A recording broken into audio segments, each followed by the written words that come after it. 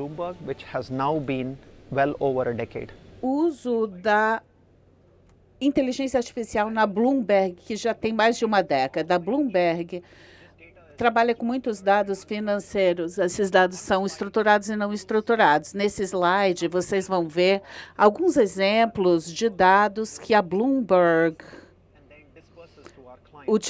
utilizou e passou para os nossos clientes. Essa é uma das principais soluções que a gente usa para descobrir, resumir informações que ajuda os nossos clientes a fazerem um sentido de todos esses dados que estão disponíveis. Como muitos de vocês já sabem, diferentemente dos softwares tradicionais, a inteligência artificial depende do desenvolvimento contínuo em 4 áreas: o domínio do conhecimento, a expertise na inteligência artificial. Equipes como a minha conseguem construir modelos para ajudar os nossos clientes a tomarem decisões, mas isso é apenas uma peça do quebra-cabeças. A tecnologia é uma outra peça, também o investimento em software aberto e outros tipos de software ajudam a melhorar os modelos de IA que alavancam os nossos sistemas. E o que é realmente importante são os dados e o conhecimento do domínio, o domínio do conhecimento. Para a gente conseguir fazer a precificação de bônus, a gente precisa fazer a previsibilidade de como esses mercados de bônus vão trabalhar em diferentes classes de ativos, diferentes países. Isso tudo é possível para Bloomberg. O que é também importante é que a gente tenha dados. Nos bônus, por exemplo, quando vão ser as negociações, tudo isso está sendo enriquecido e se tornando disponível imediatamente. Tudo isso vai ajudar na previsibilidade dos preços. E isso tudo coloca a Bloomberg adiante. Mas eu quero falar sobre alguns exemplos específicos. Nós estamos desenvolvendo o vocabulário de onde usamos a IA. O Bloomberg News, o nosso noticiário, ajuda os clientes a entenderem o que está se desenvolvendo nos mercados nos quais estão interessados. Então, esses noticiários podem ser usados para prever o que vai aparecer na Netflix e em outras coisas. Essa tela, por exemplo, pode ajudar a descobrir isso. Nós temos um arquivo de centenas de milhares de histórias que foram categorizadas usando a inteligência artificial, e uma dessa categorização é qual história da mídia é relevante para qual empresa. Então, você pode ver quais são as narrativas que são relevantes para o Netflix em qualquer momento. Isso é para o benefício dos clientes e também podemos agrupar as histórias ou as narrativas que são interessantes. Para outras empresas, nós usamos machine learning para ranquear os artigos que nós achamos que são relevantes para o Netflix, por exemplo, e numa ordem específica. Nós também vemos um slider, porque os dias de ganho, os dias de importância e o número de narrativas excede a capacidade do cliente de conseguir visualizar tudo. Então, dependendo do tempo que eles têm, eles podem mudar o fluxo dependendo da importância daquela história, de acordo com os modelos de machine learning. Na parte amarela, Key Themes. Infelizmente, a gente não tem essa tela para mostrar para vocês. Se a questão é, me digam o que está acontecendo no Netflix, no noticiário, na última hora, último dia, última semana, último mês, nós podemos pegar todas as histórias sobre o Netflix, agrupar tudo e importar tudo isso, generando essas informações. Então, com relação à mídia, isso está melhorando a capacidade dos nossos clientes de fazer buscas e utilizar as informações. Mas isso não é tudo. A Bloomberg é um local onde nós temos um grande ecossistema de streaming, onde os clientes trocam informações sobre o que eles vão comprar, vão vender. E na tela você pode ver alguns exemplos de solicitações de cotação. Então, se você tem uma informação pequena, você pode responder isso a tempos e horas, mas essa não é sempre a realidade. Nós temos centenas de milhares de informações importantes sendo trocadas e os nossos clientes dependem de nós para estruturar essas informações e para fazer isso de uma forma que possa fazer uma busca para que você possa criar a informação de modo tempestivo. Isso não é tudo, como vocês sabem, muitas informações financeiras são divulgadas de forma desestruturada. Isso aqui é uma apresentação de uma empresa, uma apresentação trimestral. Nós temos várias tabelas, planilhas, imagens que precisam ser guardadas, estruturadas e depois colocadas no Analytics. Tudo isso é empoderado e alavancado através da inteligência artificial. Espero que a gente tenha dado a vocês uma ideia de como a Bloomberg vem usando a inteligência artificial nos últimos anos, mas hoje vamos mudar um pouco e vamos falar sobre os Large Language Models, os grandes modelos de linguagem, LLMs.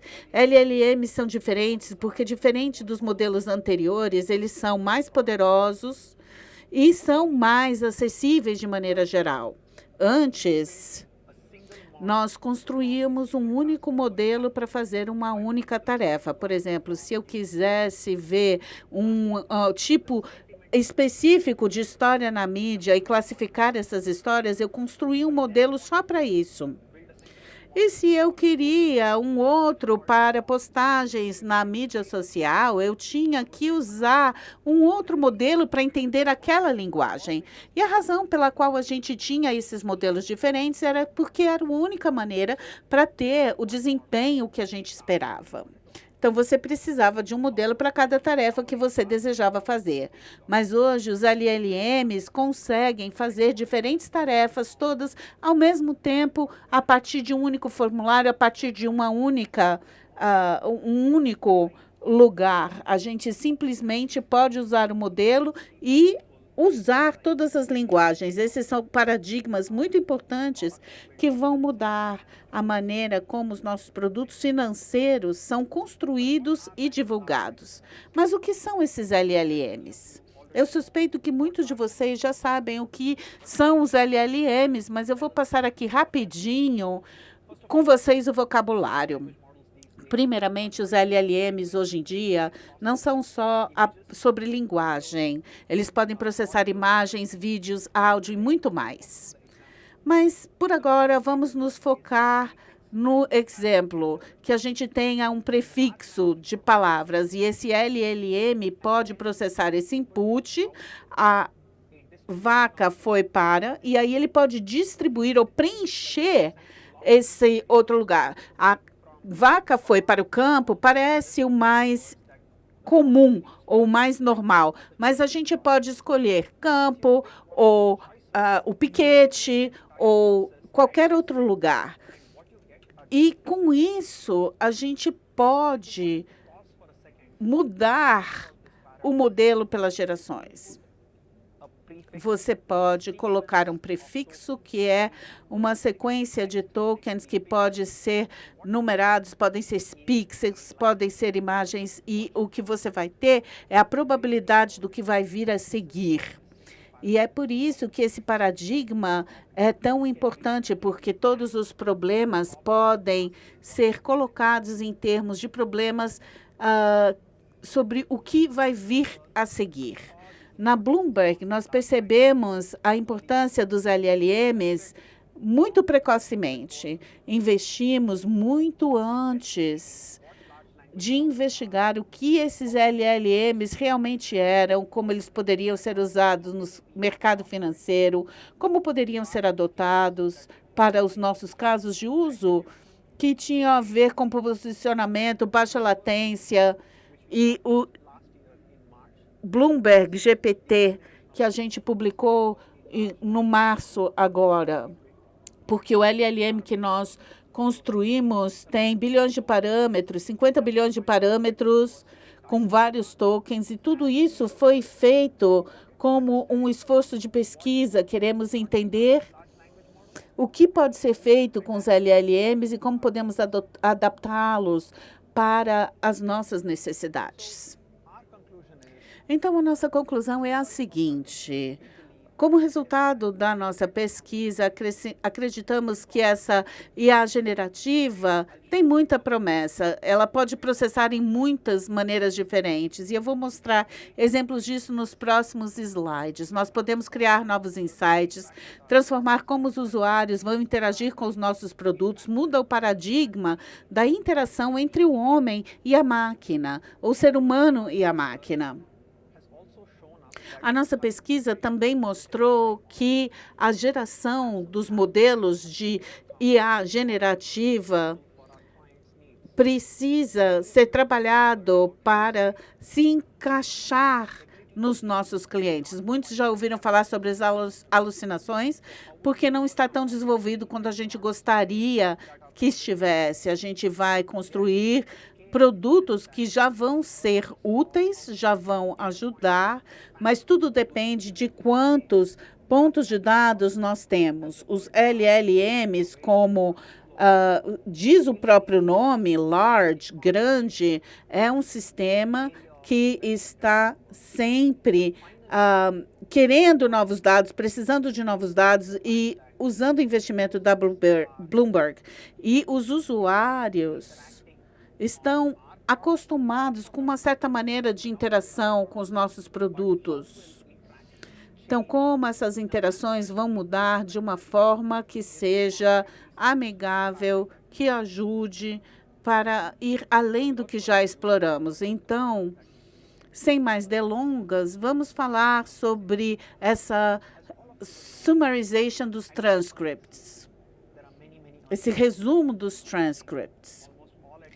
Várias coisas vão acontecendo ao mesmo tempo e se manter atualizado com todas as informações que vêm pelo nosso sistema é um desafio. Então, uma maneira que a gente tem para ajudar os usuários e desafiá-los a usar o IA generativo é usar essa característica do resumo. Esse produto ajuda os clientes a entenderem quais são as principais partes, com a curadoria de especialistas que fazem perguntas e extraem e sumarizam apenas as perguntas e respostas que são importantes para aquela empresa específica.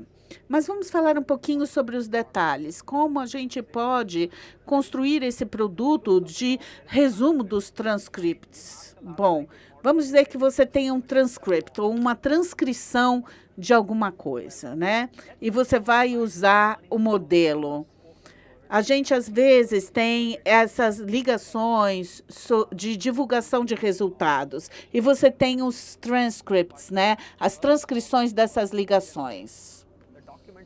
Esses documentos precisam ser enriquecidos sobre dizendo quem está falando, quem perguntou. Tudo isso precisa ser indexado através do LLM para poder responder a questões específicas que vão acessar as informações que são desejadas.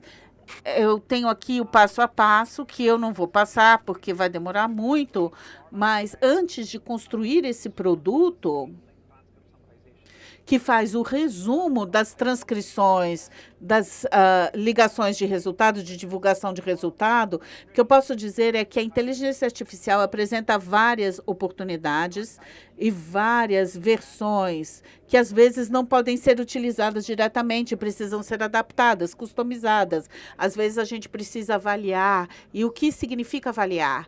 A gente pergunta aos analistas quais são as perguntas que são importantes para aquela empresa. E aí, a partir disso, a gente pensa, bom, se a gente fosse essa empresa, como a gente responderia? E aí a gente pede o LLM para gerar uma única resposta e avaliamos, então, o desempenho. Uma vez que esse desempenho tenha sido avaliado, a gente tenta encontrar a maneira pela qual a gente mudaria o comportamento do modelo, para treinar aquele modelo para se encaixar melhor na nossa prática. Há muitas ligações de divulgação de resultado acontecendo ao mesmo tempo, então a latência às vezes é baixa e às vezes a informação, e como essa informação vai ser divulgada é uma outra área de pesquisa. Como eu disse, muitas ligações de divulgação de resultados estão acontecendo ao mesmo tempo e a gente tem que se preocupar com custo, com resiliência, porque um uso falho não vai poder desligar o resumo das transcrições. A gente teria que fazer isso de uma outra maneira através de centrais de hardware. E também é preciso entender que essa é uma ciência imperfeita e nós criamos circuit breakers que são monitorados e que verificam a coesão dessas anotações que estão acontecendo nesses resumos e treinam a inteligência para ler e transformar os nossos modelos em coisas cada vez melhores. Então, passando para a pesquisa semântica, muitos de vocês provavelmente já ouviram essa frase, pesquisa semântica ou query semântico. Essa é a parte que analisa as perguntas profundamente, pensando em diferentes fatores, se é voz passiva, voz ativa, se está gramaticalmente correto ou não. Nós também conseguimos entender um documento mais profundamente. Não estamos olhando só para a palavra-chave. Nós conseguimos pegar as passagens corretas, as tabelas que vão responder às suas perguntas. Conseguimos enfatizar determinadas áreas do documento que vão trazer as respostas com atributos que vão permitir que você encontre a melhor parte da resposta. E esse paradigma da pesquisa semântica vai ser visto cada vez mais no futuro dos produtos da Bloomberg. Muitos usuários usam a IA generativa para mudar o paradigma de interação entre humano e máquina com os data queries, né? As pesquisas de dados, por exemplo, que está presente na parte financeira das empresas. Isso é uma das principais utilizações de IA. Agora, como vão ter acesso aos dados e analíticos que já foram armazenados? Através de pesquisa. Você vai poder pesquisar na sua linguagem natural. A gente vai perguntar qual foi o volume dos últimos 5 dias. E a generativa vai poder entregar os dados para você com transparência. E, nesse caso, transparência significa que também vai poder responder todas as outras perguntas que estão correndo ali no background, ali por trás. E se você não gostar, você pode mudar.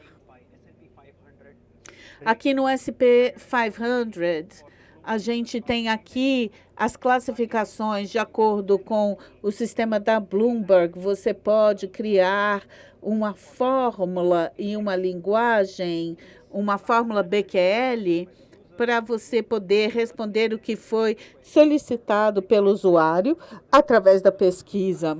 Então, é uma forma transparente de utilização da IA, que também nos permite os benefícios da IA generativa sem perder a transparência. Então, eu espero que hoje eu tenha falado um pouco sobre como a Bloomberg vem usando a IA e quão entusiasmados nós estamos em trazer isso para os nossos produtos do dia a dia. Muita sorte para vocês, tenham um bom evento. Obrigado.